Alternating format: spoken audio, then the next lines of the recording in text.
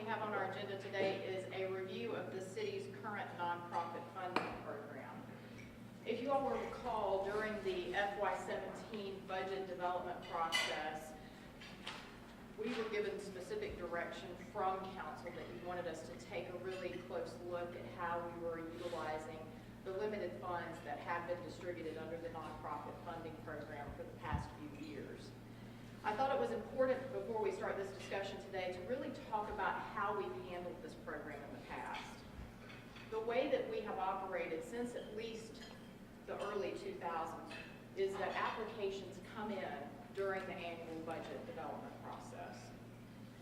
In the past, Celeste would put out a call for proposals to all of the nonprofits that either currently receive funding or were interested in receiving funding.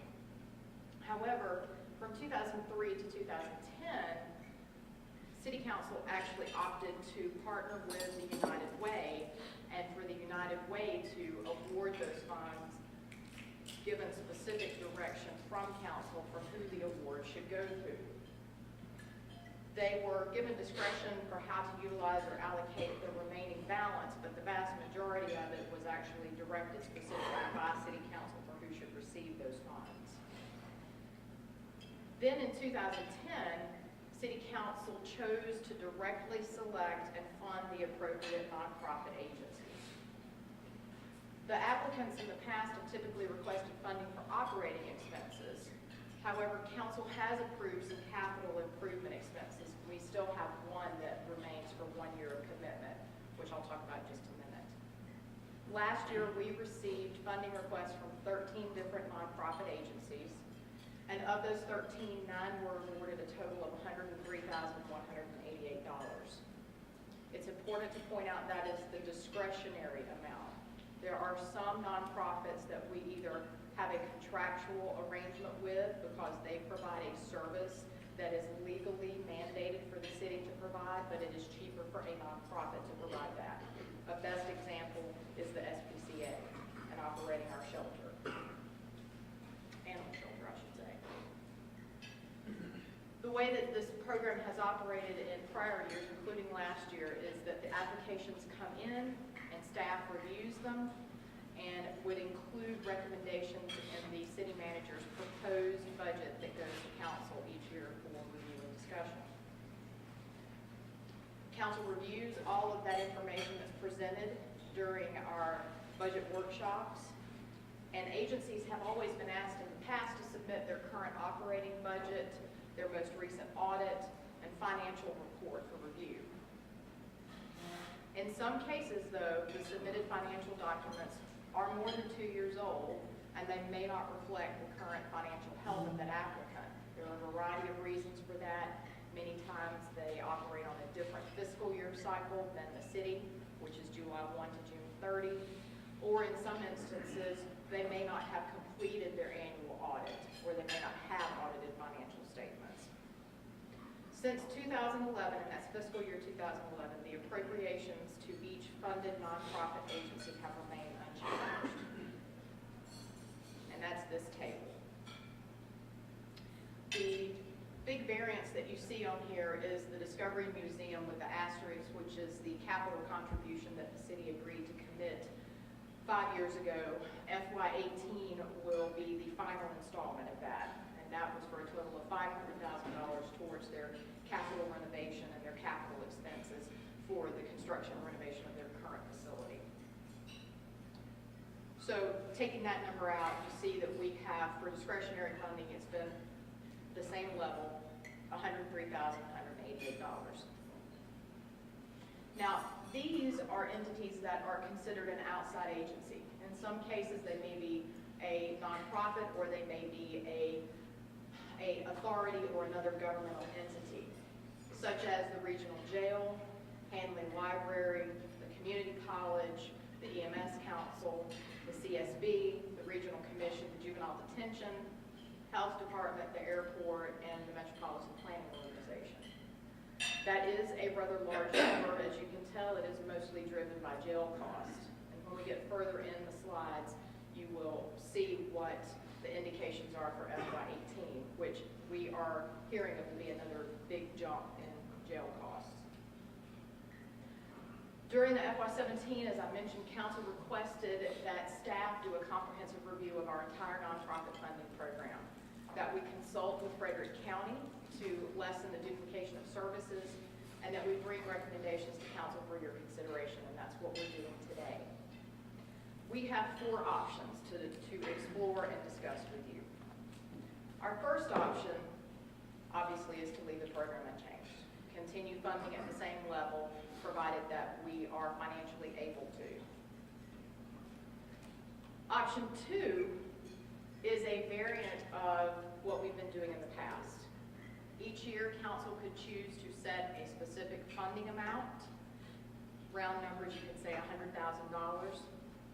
And then you would establish annual criteria and could either delegate the award of those funds to city staff who would evaluate against the criteria that you have established, or you could have city staff do the evaluation and then bring that ranking back to you to make a decision.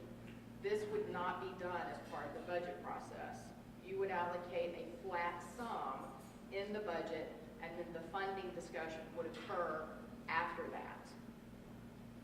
I'm going to ask Tyler Shank to come up. On your table in front of you, you have an 11 by 17 piece of paper that has the draft evaluation tool that we have worked to develop.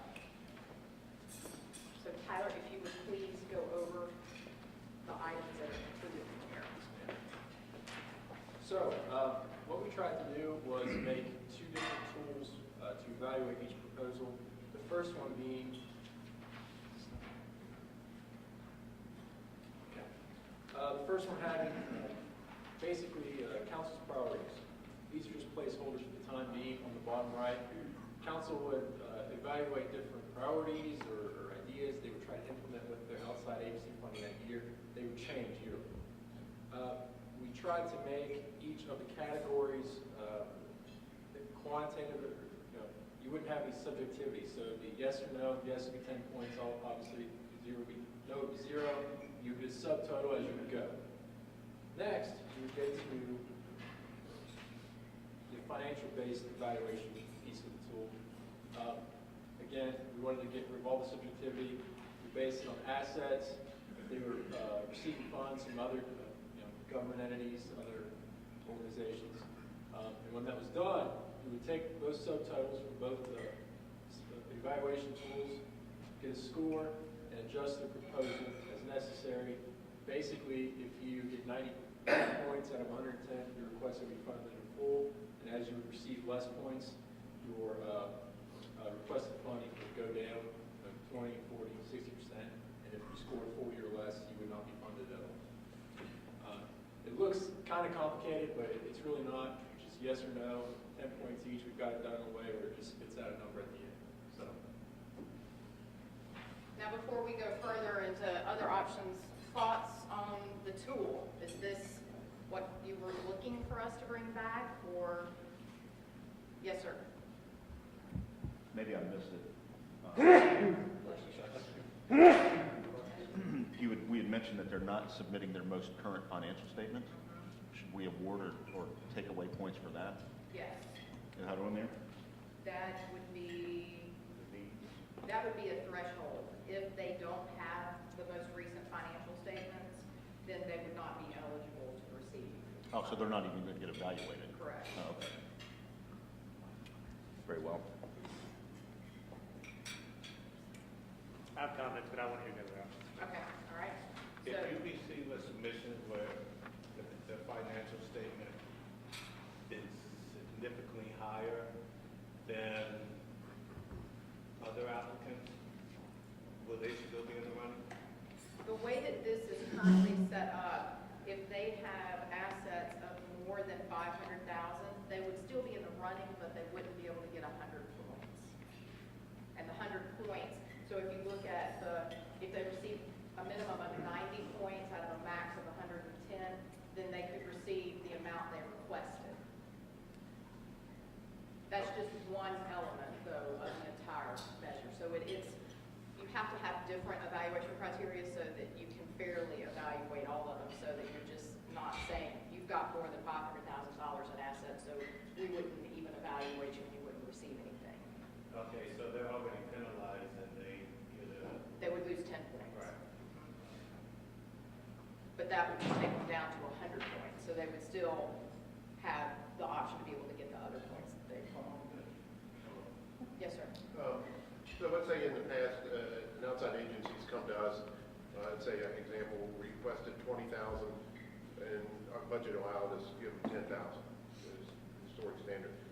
And they look at this and say, well, we can't get 90 points, we can't get 70. We may get 60, so we're only going to get 40% of what we requested, or whatever that works out to be. So why don't we request $1 million? So if we drop down to 60 points, we get 40% of that, we still get $1 million. I would recommend that you put a cap in place. If this is the option that you choose, that you say, if we only have $100,000 available, speaking in round numbers, it would not be reasonable nor realistic for a nonprofit to come in and request $100,000. They would need to request a lower amount of money. And that's where I would look to you all to decide if you want to establish a cap. This is the maximum you can apply for. Because the way that we currently have this structured, we are not meant to be the only funder for a nonprofit. They have to go out and seek other funding sources. Well, wouldn't you have money left over? Maybe not, because all of this is still contingent upon the dollar amount that council appropriates that is available. So even if they have requested $50,000, if you score it and they get if they get 60 points, they get 40% of that if the funds are available. So if we have 100,000, we've ranked everyone, and you've got agency 1 that got a score of 50. In fact, if you look at the actual diagram that's here, you'll see that. And if we run out of money before we get to those who have 60 points, then there wouldn't be any funds left. Well, if you take the agencies that are there, there's 6 agencies. Let's just say, for example, there's $10,000 per agency. That's a net pool of $60,000. That's correct. One agency 3 doesn't get anything. That's a But possibility. yet their money, that money is not necessarily reallocated amongst the ones that do get money. Correct. I misunderstood where you were going. Yeah, so I mean, we have this pool of money, and yet, I understand and I think it's, what I'm seeing, I like, that, yeah, you kind of lose it, but yet, the other agencies don't necessarily really gain it. You know what I'm saying? Correct. You know what I'm saying? Yeah, no, So, I do. At some point, if we, I mean, it's going to carry over or pile up or something like that. So I don't know. I'm not even talking about the evaluation tools once we get it.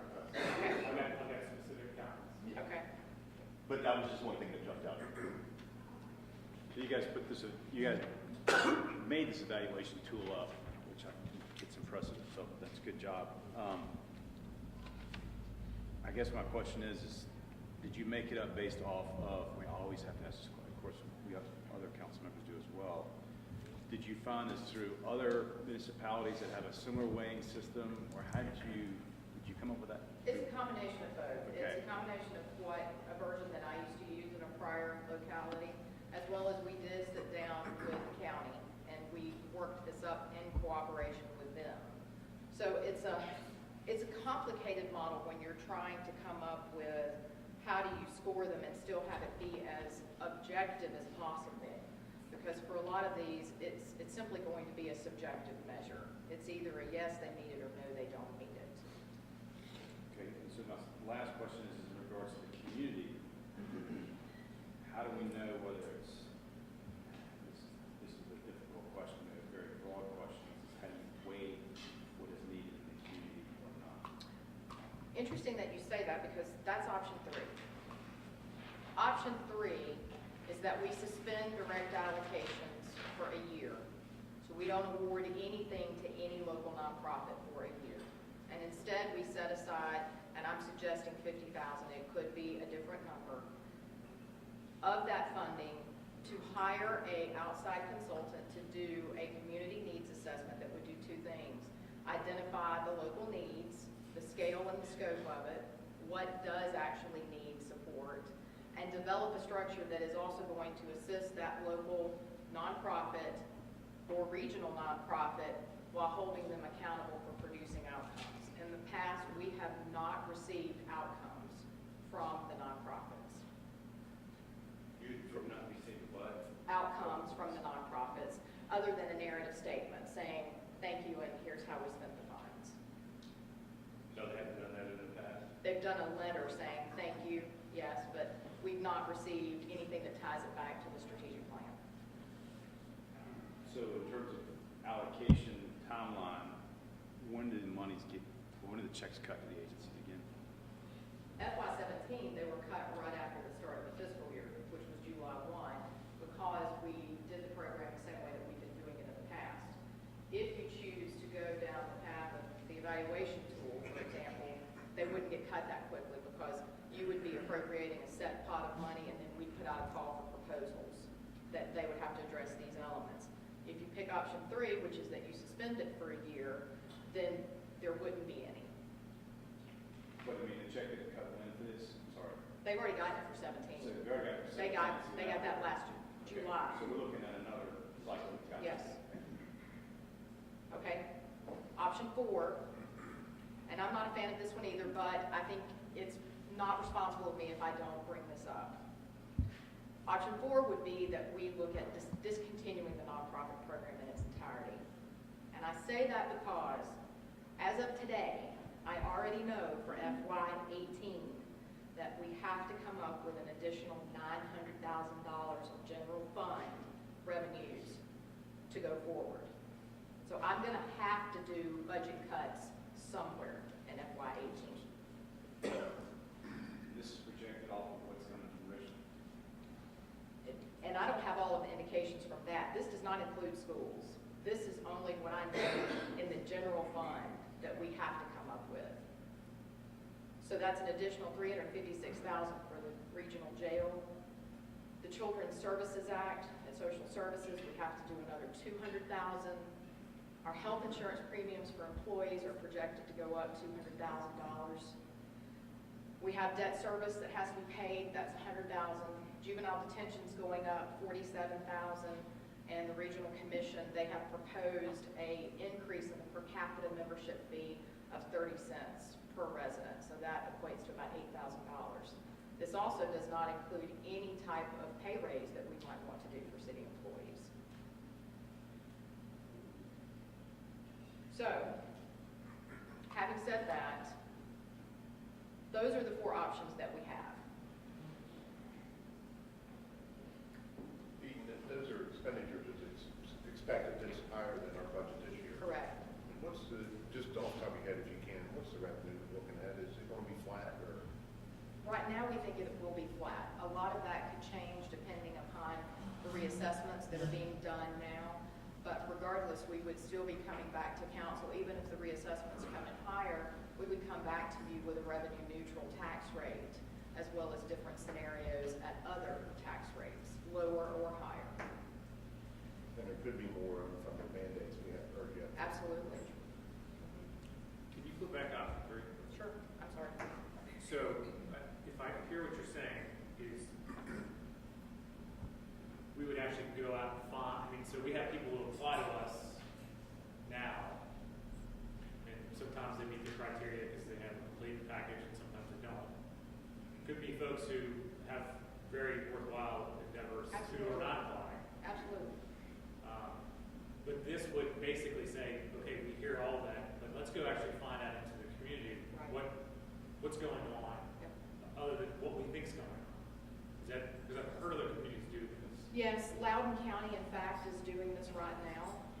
This is not what the hospital has to do. That's a community health needs assessment.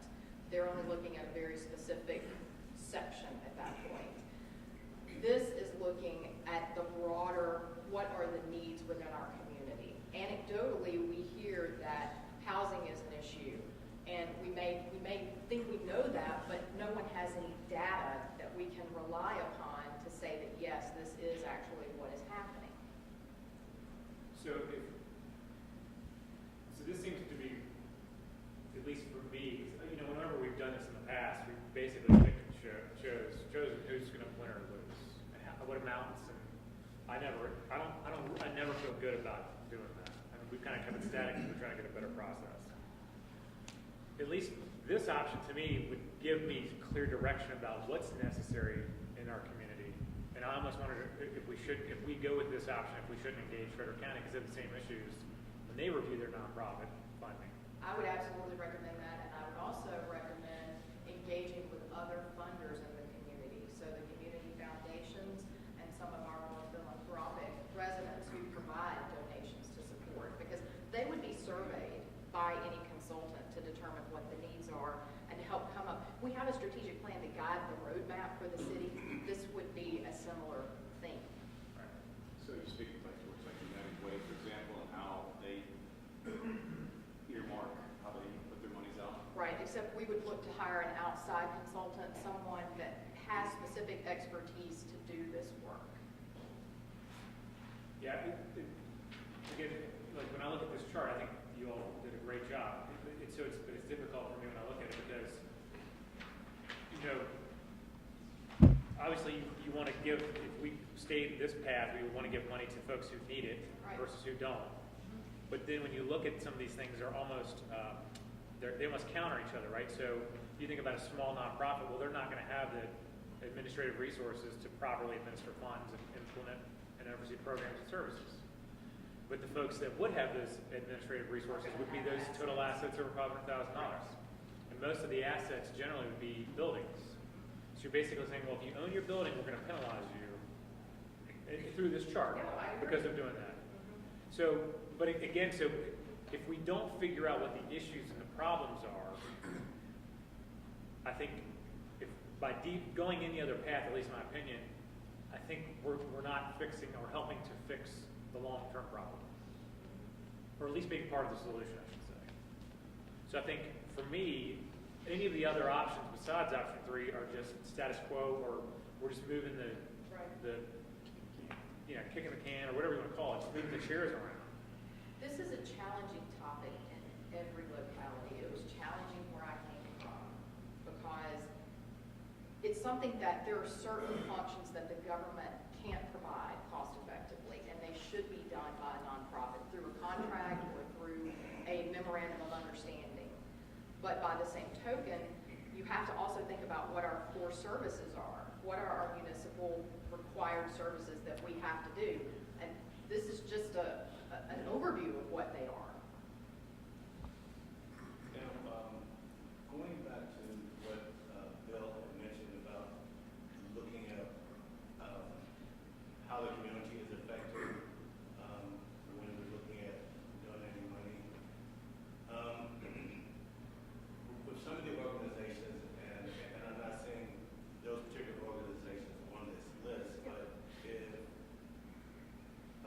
some of those organizations that are not funded and the monies dry up, then it essentially becomes a burden to the community. And then you eventually would have to pay staff or somebody to take care of that issue. I'm just looking at, for instance, like the homeless situation, which is, for many people, that is a big issue. And would something like that fall under the social services that are already big, that's already a city department? Some of it would, yes.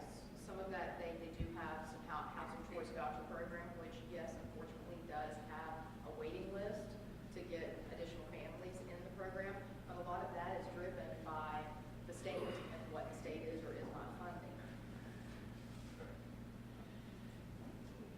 Craig had his hand up. Yeah, because I'm just really old. I always think it's better having information and knowing what we're doing. I do want, though, to just mention that if you do a community, hire someone to come in and do a community needs assessment, one of the things you need to be prepared for is that that assessment comes back with a laundry list of community needs that will make everyone's head explode, sort of. And that doesn't mean you shouldn't know it, but it may point less to things that you don't want to fund than it does point to things that maybe are legitimate cases for more funding. It's just the potential outcome. That's all. I was gonna say, I have similar concerns as David does. But with not funding an agency, and they would have to fold, and then rely on some city service, I'm just wondering how many of the city services that we already offer citizens would not take care of that need, or at least a major portion of it.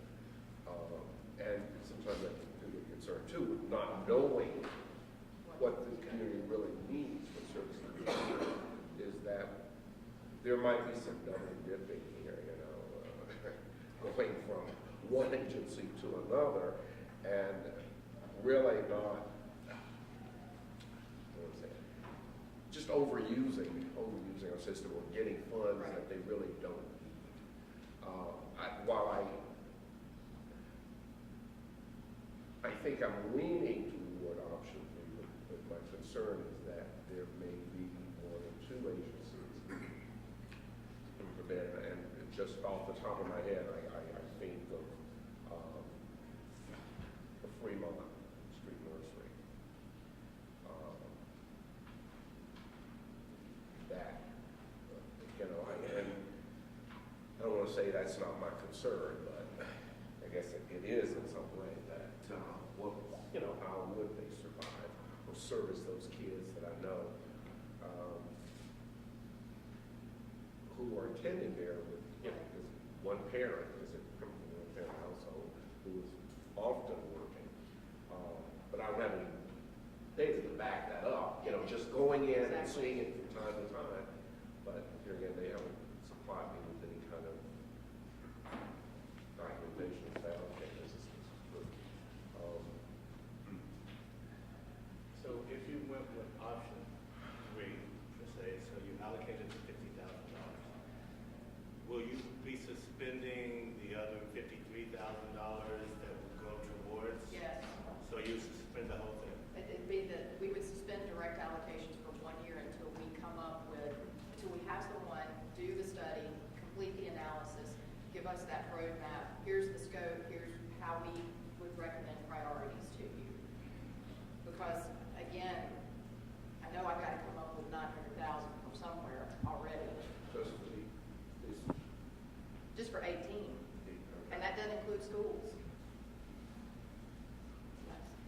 I know we've struggled with this for at least 8 years. I've been on council. Every year we go through it, and some of them we're funding because we did the year before. It's always been that way, or some that we happen to know or familiar with it would like to see. You know, it's completely subjective. But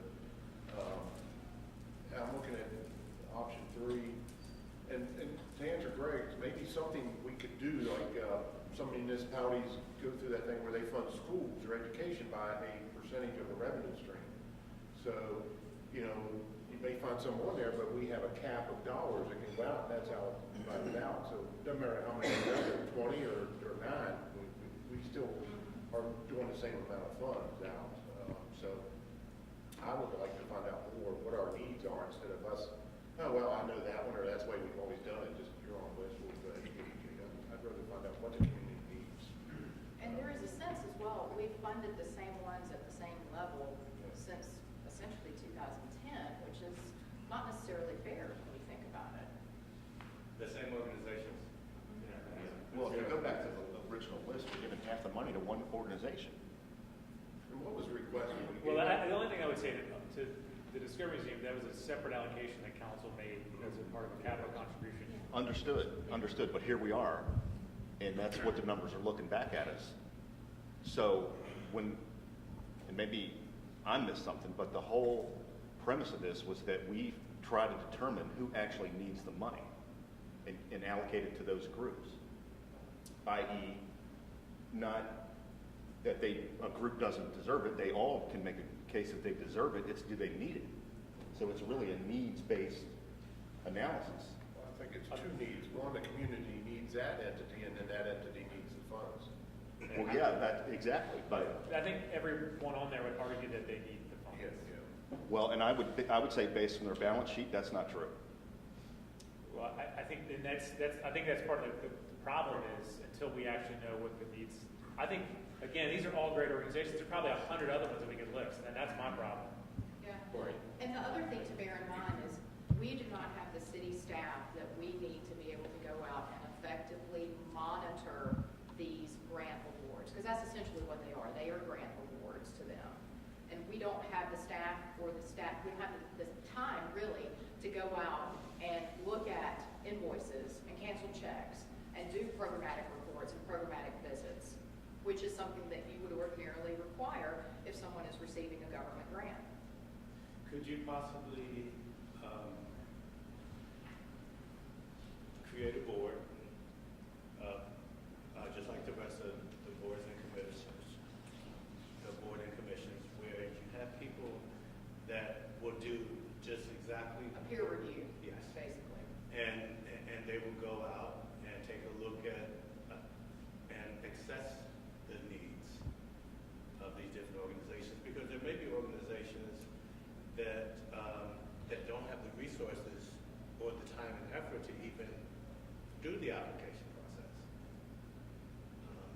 You could certainly do something like that. That would be something that I would hope if you all want to go with option 3, that group that is selected to do that would come back with a structure recommendation for how you could do that and how they would recommend the monitoring and the evaluation and that entire soup to nuts process, how that would be handled. So if I'm going to repeat what I think I heard is that, or maybe in connection with option 3, maybe if we did go down this route, maybe we should create sort of an ad hoc committee of people who are involved along with the consultant, so that A, we have community members, but B, if we continue to fund into the future, they're part of sort of this solution that where we're going to evolve. Yeah, well, I sort of was looking not at the consultant part of it, because you have people in the communities, big donors that do give money to different organizations that in reality are already actually having this conversation about how we can bring these nonprofit organizations together and determine the need, because they want to see how where their dollars are going. Gotcha. So if they can donate, let's say, $50,000 to CCAP, but they want to see that that money is working. Gotcha. And so, if you got a group of concerned citizens that form that ad hoc committee, and you could still maybe get a consultant, but I would suggest trying that first. And then if that ad hoc committee thinks that they need to bring in someone, then they can do the search and maybe find out how much that person would actually charge for that, without suspending the money that you would give in 2018. So that's just a thought. Well, I think maybe to add on to that, what you could, if you could fund it, let's say a group gets $10,000 or whatever it's going to be, you withhold $1,000 and you apply that to this study that we might undertake. So I hate to use the word tax, but in a way it would be we could fund it, but withhold some of the funds, and that way it stays in the budget. They get something, and we're still working towards the goal of figuring out what we need. So I don't, leave that up to the accountants. But. We had a board commission at CDC, which is very much a model we're talking about, that we met, or were, asking for funds, and we divvied up the block grant money on that committee. I was thinking the same thing, and you mentioned having citizens be on the ad hoc committee. That's exactly what I was thinking about. But There still is a seat. It's well, part of the EDA now. right. I was going to say, yeah, it's all It is. goes to my mind. So, but the I question. think we could also save the 50,000 and put it toward the nonprofit. Well, Bill, you have something? Yeah, I just wanted to bring up, in regards to this group, kind of a twofold point. One is the concern for me is the, you say subjectivity or biases that one of those individuals might have on that board, whether they have an interest in a certain nonprofit, whatever it may be, or their own interest. I think the only benefit from an outside agency or whoever it may be at a certain number, whatever that may be for that amount that we pay that individual or agency, is that there's an unbiased third-party vision of what needs to be done or addressed. The second part of that is my question in regards to how this agency or subgroup or whatever we look at doing is the question of what is the roadmap? So it's just not 1 year, okay, we solved that problem. Okay, the next year we're going to put that far out. So kind of a long-range plan with that consultant committee or whoever it might be. And that's a kind of question back at how we put this together. Well, they wouldn't be determining, in my mind, they wouldn't be determining who would be getting the money. They would be determining how to analyze the needs and to go out and assess things. So they'd be doing an assessment. Okay. So, And to your point about a consultant, we have not gone out and tried to price what it would cost, but I do know that the project that is going on in Loudon right now is $75,000 is what they're paying. But Loudon is a much larger animal than what we would be trying to do, and so the scale is much grander than anything that we would look at doing here. I do think it is important to have the input of the community while still having that technical expertise from the outside to come in and be able to make that recommendation to us. Because above all, I think we all would agree we want to be impartial, and we want it to be as fair of a distribution as possible if you decide that you still want the city to contribute this way. That's my biggest concern, just in terms of kind of somebody that's not connected in any way to the city that gives us guidance and there's no so-called stake in the matter. They can't predict the outcome or. Well, the only other thing I was thinking about, like I know the United Way does a survey, but they do a survey of the nonprofits of what they need versus the invert of that, which is to say, actually, here's what you need based upon the community. That's right. Because, and the other thing that, to David's point, I've had people talk to me in the last year or two about overlap of services as well, right? So you have a lot of small nonprofits who might do similar things. Well, none of those nonprofits are going to be able to survive if they keep on the same path they're on. It's not sustainable, right? You can't have a director trying to raise money, create programs, do their accounting, and also, do all the things that they need to do. So it's almost like to whether it's a committee or whatever else, I think the needs assessment is going to be the most important part. But I think the most difficult piece in the long-term part of it will be having to get a group together and impact how we actually are improving as a community and how these things are actually, what the outcomes are. Are we moving towards what we need to? Are groups collaborating together? That's the other thing I hear about.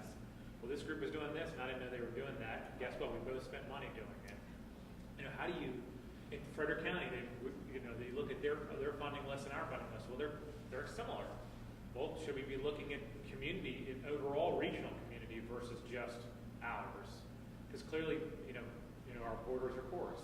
So you could live in the county 1 year and live in the city 1 year, and you might still have the same issue from an employment perspective year to year. So I just, and we share a lot of the same other regional agencies, obviously. So I feel like there's a lot of overlap, and I think if we're going to really do this right, in my opinion, we got to look at it as an entire community, not maybe just our city. So. Is it something we should approach them about and see if you can? Clearly we're going to figure out what we're going to do, but I think so. I don't know how else we're going to solve the problem because obviously we both have issues. The other thing is, I think with a consultant, sometimes we think we might know what the problems are, but I think it's sometimes you almost need somebody else to tell you because I might think something's different than you know what I mean. So I think the group having a group involved is a really good idea. I'm just trying to figure out how all that fits in this context. well, the other problem too, going back to like where you have overlapping groups, well, what happens in this now is that a person in need will go to this particular group to get services, but there's certain guidelines that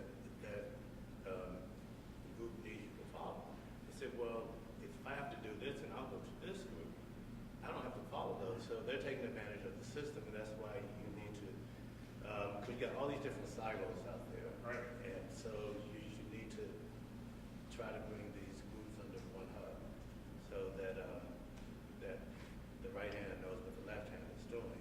And then the city provides guidelines, well, if you want to receive funding from us, then these are the things that we expect you to do.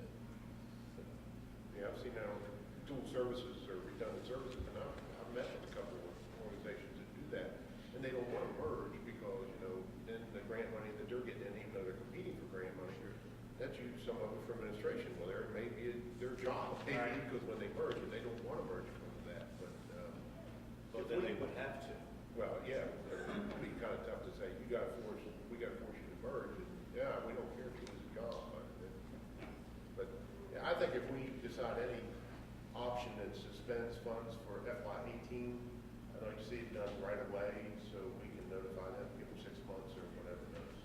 And that's the reason why I asked that question, is just try to get them way ahead of notice. 'Cause So if I'm hearing you all correctly, Mayor? Can I say one quick thing? That's suspending the funds, the allocations for a year. I mean, smaller, like, I'm using, like, Boys and Girls, Fremont. I mean, that $10,000 is a lot of money for them. I don't know if they can survive without it. That bothers me, maybe. I know some of the others could, but I'm really concerned about those entities. I don't know if they would be able to do without that. Well, we could have an option, but giving less. Well, you would just, yeah, I mean, effectively, Yeah, well, yeah, you would withhold some of it. I Yeah. mean, so they're not going but, from yeah, complete zero, but it's going to be less. I know, but they You know, still. we take what we would otherwise allocate and pursue this option. Or But some so, form of it. to go back, though, to the original conversation, and the difficulty for at least me is, so let's say we do that, right? Let's say we cut it in half, even if we do that.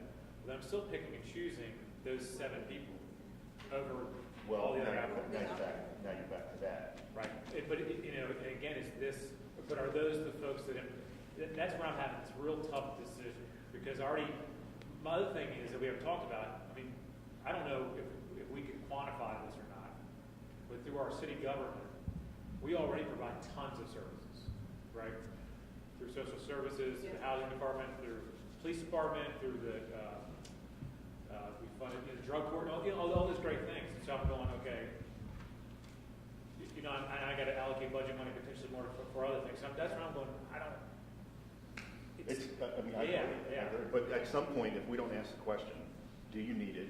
Yeah. Show me you need it, then, you know, I don't think we're doing the taxpayers Yeah. any justice. Because on top of that, people can give individually. I mean, it's not, you know, They can. there's ways to raise money and things like that, so. So if I'm hearing all of you correctly, we like option 3, a version of option 3. What I would like for y'all to do is to mull this over for a little bit longer, just like we talked about with the strategic plan earlier in the morning. And we will have an item on the regular meeting agenda, since this is our work session today, for you all to give guidance, because time is of the essence. To Vice Mayor Beach's point, if you all choose to suspend the allocations for a year or to cut them in half, we need to let those folks know, because we did not put out a call for proposals from these. We have not received any applications from these for FY18. And ordinarily, those would be due by the end of December. But we wanted to have this discussion and see where we were going with it before we did anything. Can you extend the deadline this year so that there'll be significant enough conversation? Oh, sure, there would definitely have enough time, because nothing would be decided until the budget is adopted. That's how these have been appropriated in the past. And the budget will be voted on May 28th, I believe, is the date this year. Thoughts? Does that sound like a doable solution?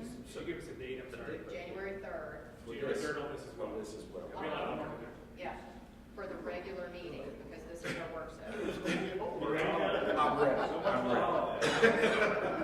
I was gonna say.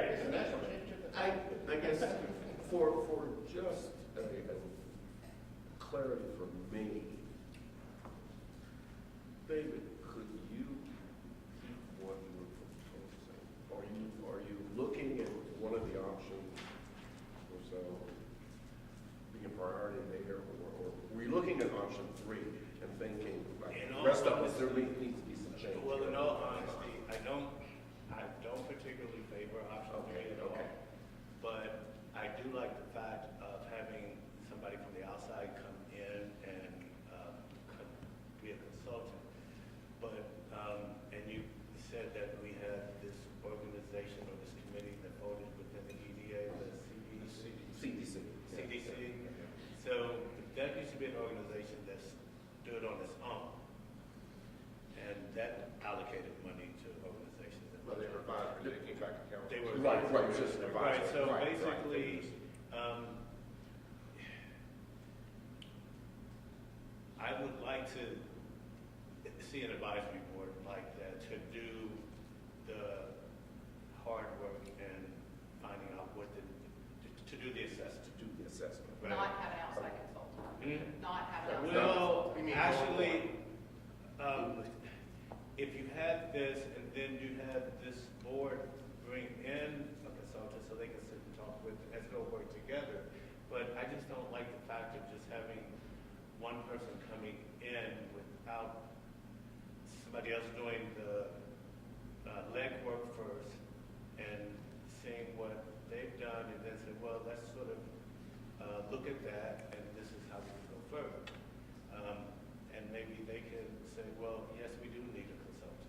Well, and the way that I've seen it work in other communities when they bring the consultant in, that is the consultant's responsibility is to get all of the players at the table. They have that expertise because they know which groups typically provide those services in a community. And using GuideStar, they can pull up what nonprofits are available and be able to go and get them to the table to talk to them.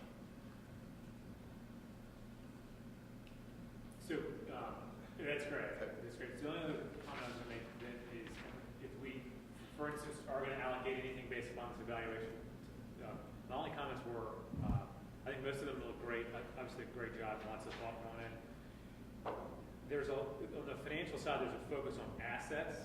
And I think if I were looking at how a nonprofit is, I mean, basically a nonprofit is, their mantra is no mission, no margin, right? So if they can't manage themselves fiscally well, they won't survive. Okay, so the nonprofits, not unlike any other business, they have to be able to perform. Whether you have assets or not, I don't care what nonprofit gets selected. I want the ones that absolutely need it, provide the best services to us. I am concerned that we are penalizing folks. Again, if I looked at that list, there are 3 or 4 folks who own their own buildings that could be worth $500,000, or that have accumulated enough cash because they're required to reserve it from some donor or something. So I don't know that an asset test for me is a litmus, but I almost want to see if there's another way to potentially look at how well they performed with the funds they have been given. And so I don't know, I don't want to call it an income statement or cash flow test, but I don't want to penalize or give credit to people based upon their size and scope. But conversely, I also don't want to penalize them if they are successful in the missions that they have. So. Isn't that part of what was missing from, let's say, a final report that you never got from agencies talking about the outcome? And part of that is- or how they use, not just how they use the money, but Right. how effective was it? And part of that is on the city for, in the past, not having clearly defined performance metrics for these nonprofits. Beyond how many did you serve? So it's a mixed bag, and I hate to say it that way, but it's very challenging to, none of them are funded by the same entity right now other than the city. And we've not previously defined those performance metrics for nonprofits. So that is something that you all would want to give thought to. For you, what does it mean for them to be successful? Is that they successfully transitioned an adult from supportive housing into being a regular contributing and part of the community? And that is important to know what the outcome is. Because you're right, we have been, none of you just college rubber stamping agencies. And there are, I think, others that are just as deserving as the ones that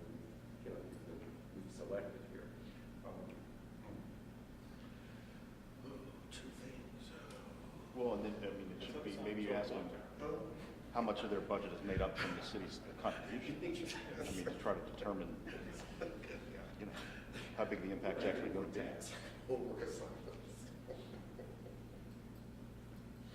Okay, so we will continue the discussion and have a decision at the January 3rd regular meeting. Everybody good? Okay.